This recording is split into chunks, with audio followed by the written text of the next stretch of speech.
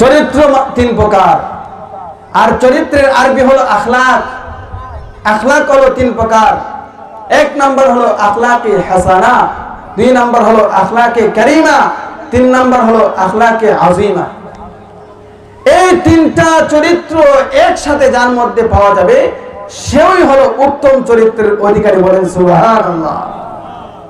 আখলাকে হাসানা কাকে বলা হয়? যেমন অনেক সময় আমাদের সমাজের অনেক মানুষ আমাদের সাথে অন্যায় করে থাকে।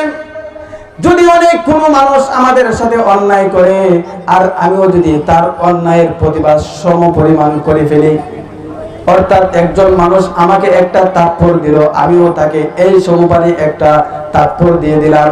এই চরিত্রের অধিকারী মানুষদেরকে আখলাকে হাসানা চরিত্রের অধিকারী বলা হয়। দুই নাম্বার চরিত্র আখলাকে কারিমা। ওই